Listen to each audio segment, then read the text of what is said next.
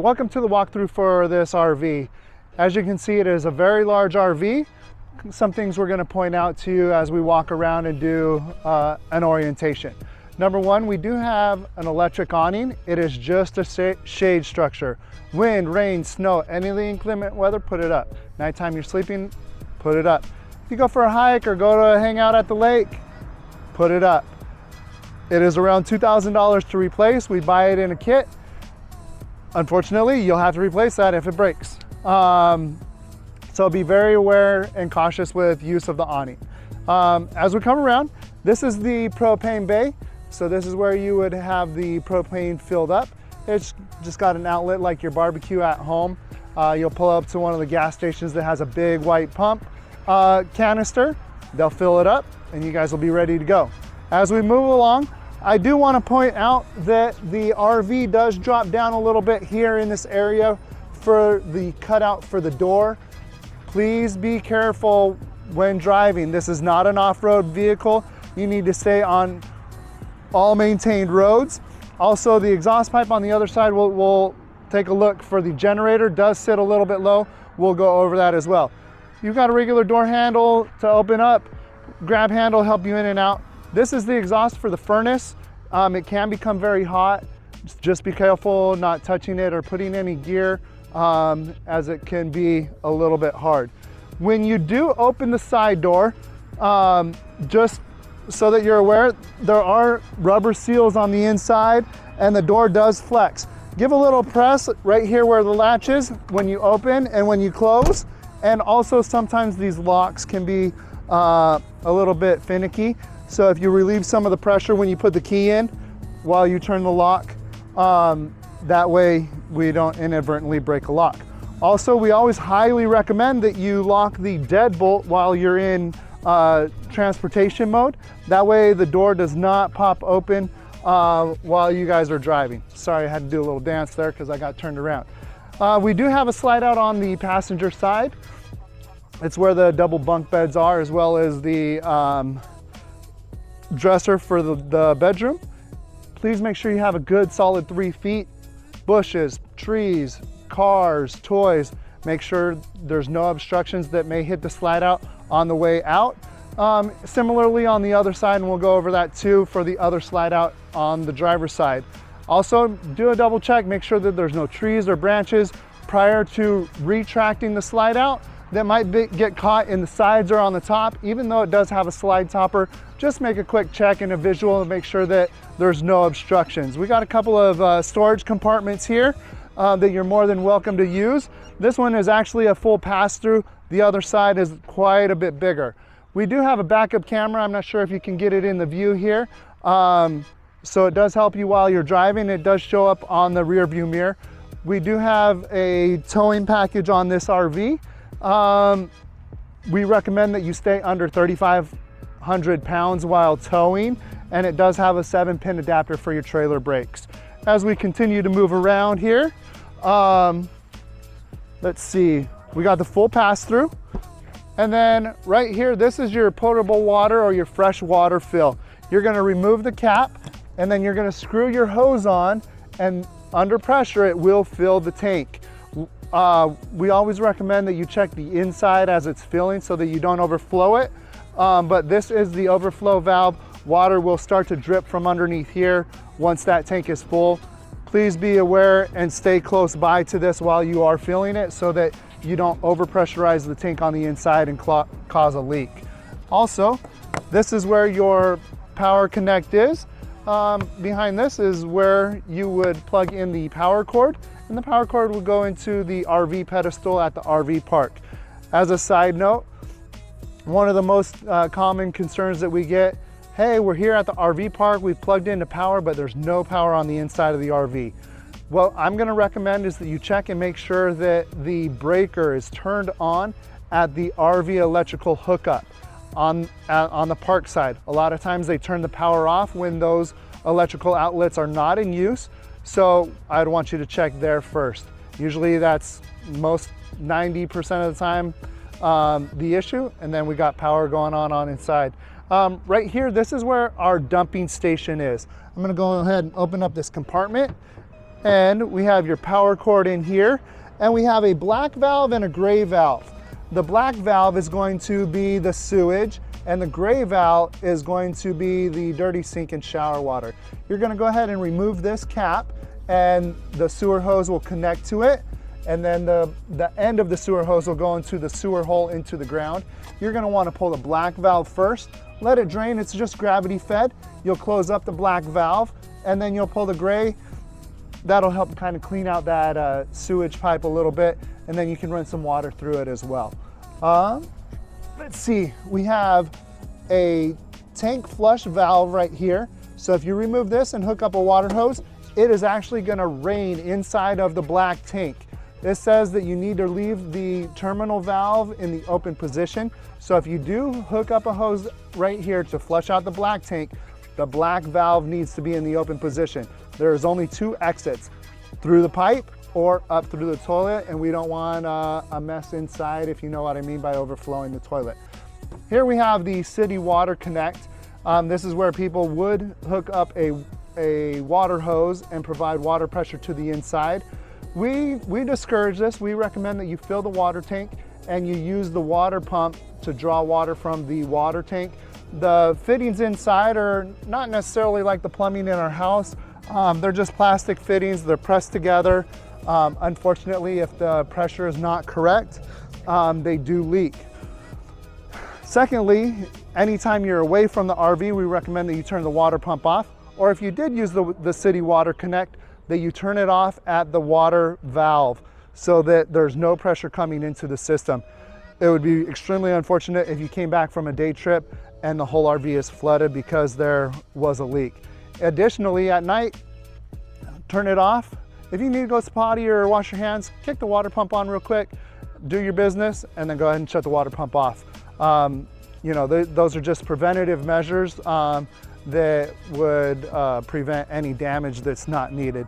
This is a gas vehicle. It is a 50-gallon tank. The vehicle and the generator run off of the same tank. So unleaded fuel only. In the event that you get below a quarter of a tank, there is a safety shut-off feature that the generator will shut off or it will not start. In the event that you're out in the woods and you weren't paying attention to your fuel level, you don't get stranded.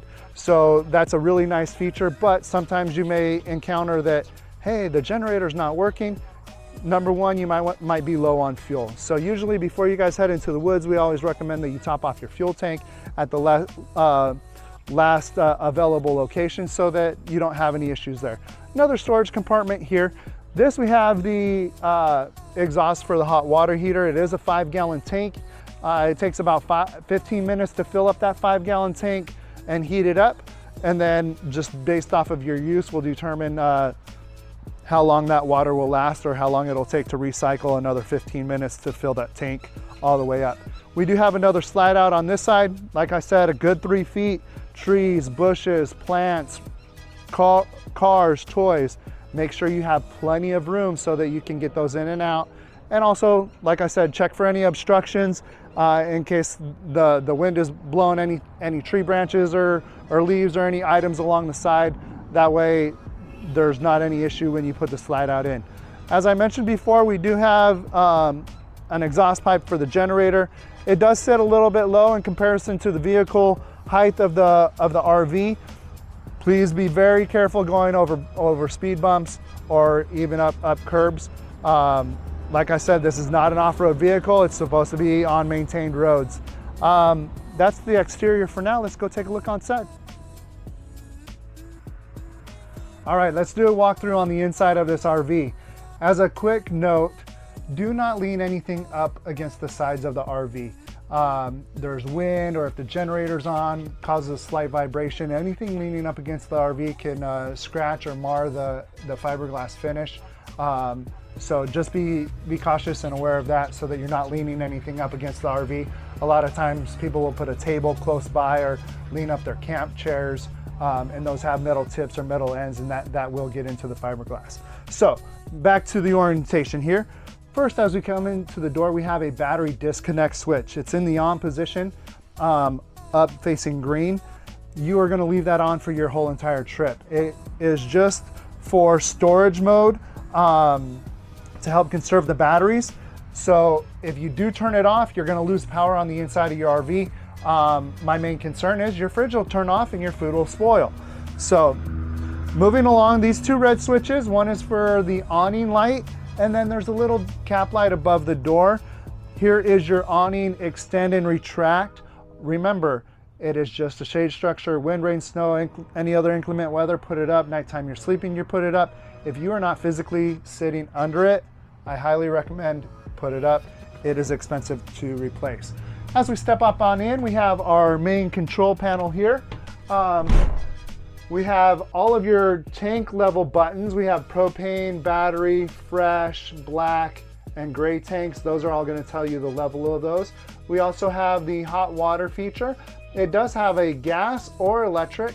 If you are dry camping, we highly recommend that you use the gas primarily, but if you are hooked up at the RV park, you can use the electric. We have the water pump. Remember, turn the water pump on and off based off of use. There is a warming feature for the underbelly with the Arctic package. We're here in Arizona. That's not going to be an issue, so please leave that off.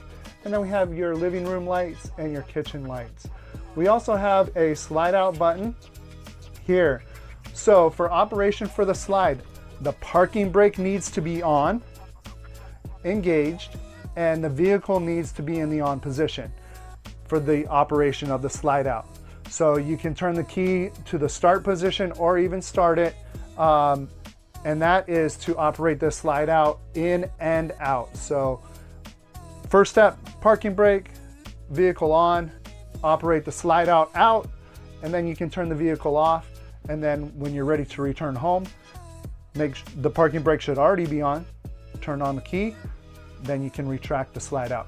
I always recommend, if you're not plugged in at the RV park, to turn the generator on to make sure that we have full power going to those motors to bring the slide outs back in, as well as when you extend them out. Right here, there is also a light on the driver's side near the rear.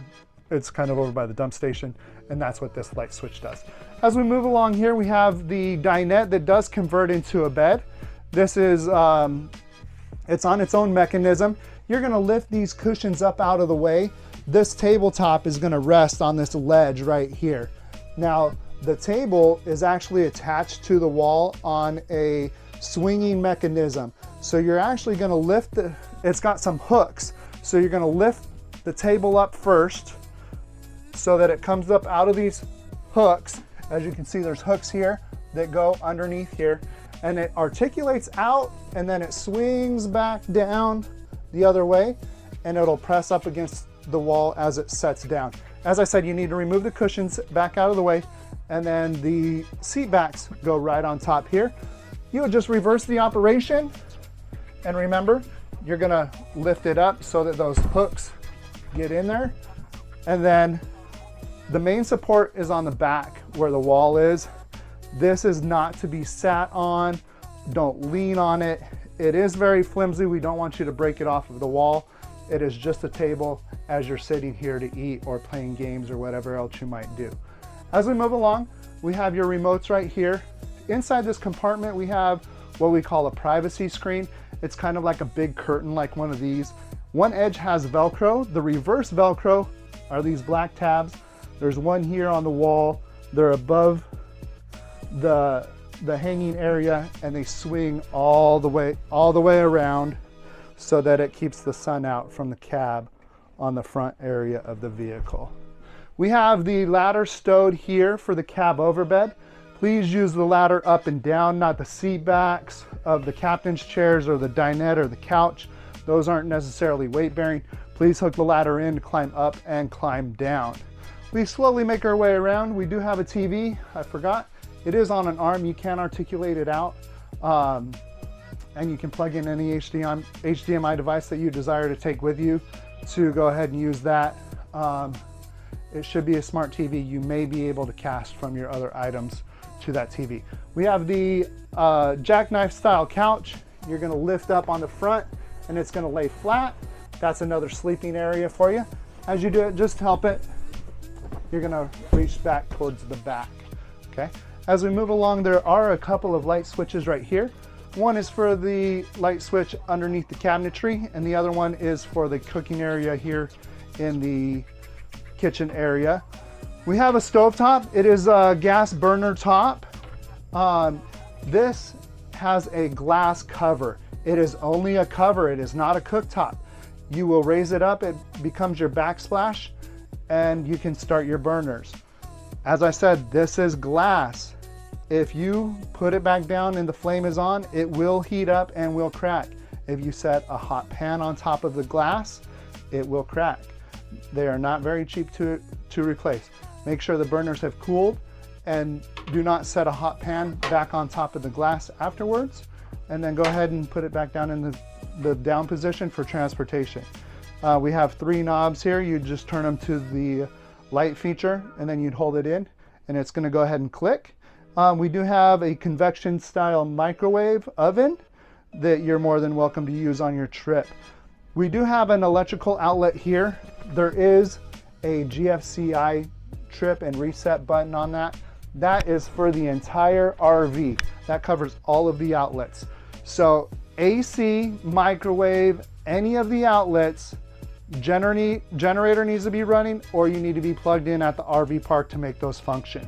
All right, this is a new and exciting feature. This does have a battery operated or a 12-volt refrigerator. So this is going to be running off of electricity generated from your batteries. And it's actually quite large. So it has a full-size handle here. Just so you are aware, it can open and close from either side. So make sure that you latch it in there very well so that it does not just fall down. We don't want it to fall and put any holes or dents in the floor.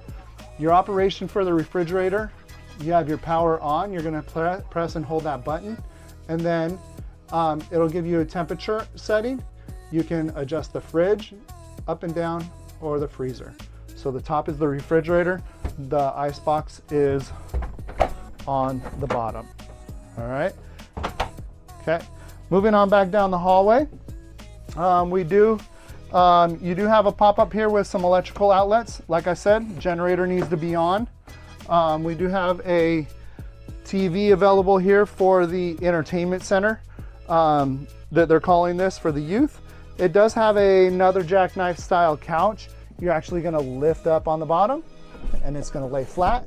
Becomes another sleeping area, as well as the bunk bed on top. And to reverse that operation, you just relieve some of that pressure, and you go ahead and raise it back up.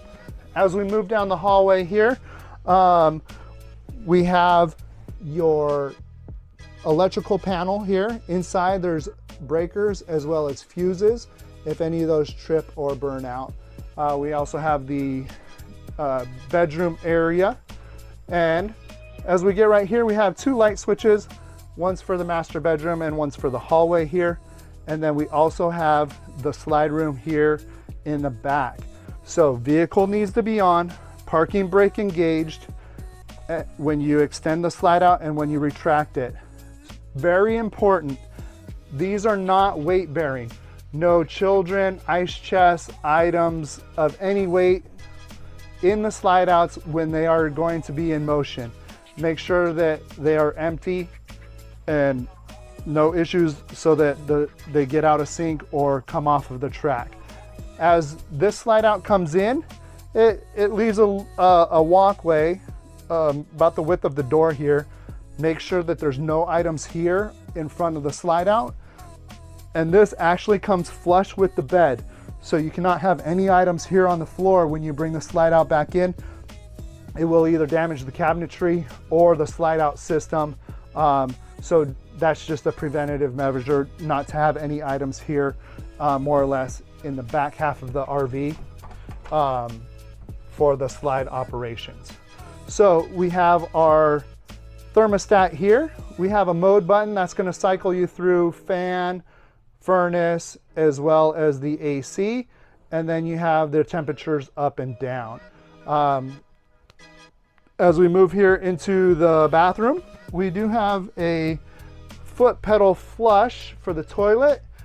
To fill the bowl, you're going to do a partial press of the floor pedal, and that'll fill the bowl up partially if you want to add some water to it. And then a full flush will open up that valve to drop the waste into the waste holding tank.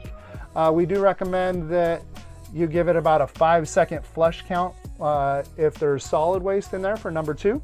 Also, we have the shower. It's nice, large, and you actually do have a tub in this one. Should be pretty straightforward for operation, as well as the sink. RV toilet paper only inside the RV, as well as waste. No extra items, feminine hygiene products, toilet wipes, or any other items that would not work inside of there. They will clog the tank, and it's an expensive fix to go ahead and drop the tank to do so. We'll do another quick lap here in the bedroom. On the sides of the bed, up towards the headboard, the nightstands, we do have outlets on both sides, so you can plug in items when you're running the generator if you wanted to charge phones or any other items. Also, the rear window here acts as your emergency escape if there is an issue, to go ahead, and the instructions are on the window. I think we almost covered everything during your orientation for this time. If you have any questions, we'll talk about that during pickup. Thank you.